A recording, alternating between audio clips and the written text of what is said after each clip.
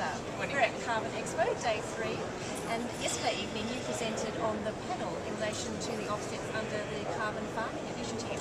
What are the key takeouts you took from that session last night? Well, there was a lot of interest just because of the makeup of the panel in the forestry sector, which is obviously one of the key sectors that can participate in the carbon farming initiative. And I think one of the key aspects that came out in that context is the fact that these types of projects don't happen overnight, and that there's quite a long lead time to the project actually starting and then getting to the point where the credits are being issued.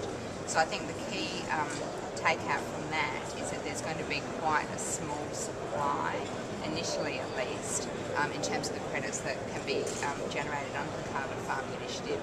The possible exception for that is credits that can be transferred over from other schemes, or projects that can be transferred over from other schemes. So, for example, projects which have been accredited under Greenhouse Friendly or under the New South Wales GGAS scheme, those projects can transfer into the CFI, and there can be some backdating as well in terms of those credits back to July 2010.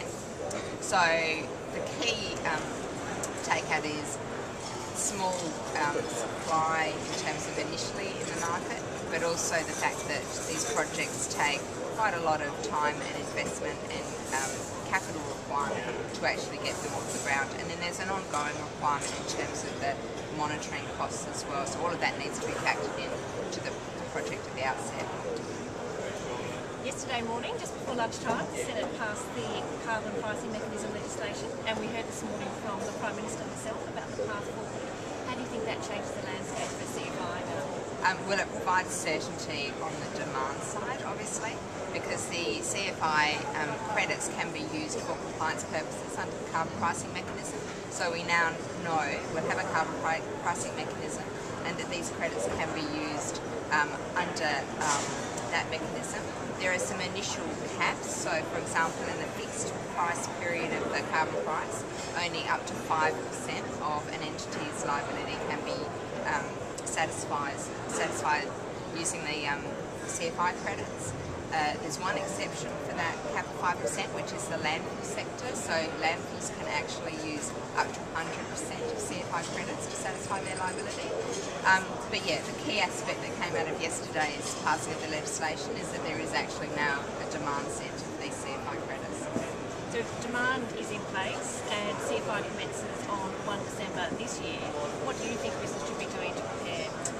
Well, those businesses that want to participate in the scheme and actually undertake projects under the scheme, the first thing they need to do is to ascertain whether there's a methodology in place for their particular project type. So the department has been working on a number of methodologies itself, but it's also possible for the private sector to put forward their own methodologies.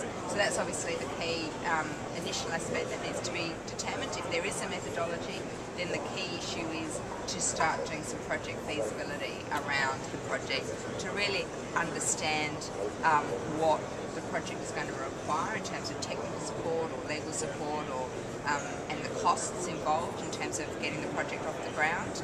And clearly what needs to be factored into that project feasibility is the eventual sale price of these credits and what the likely income stream is as to whether the project is actually viable.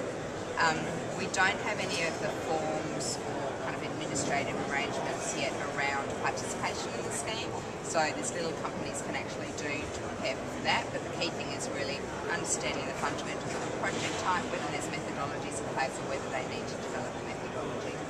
A busy but exciting time ahead. Indeed. Thank you, Elisa. Thanks, Nani.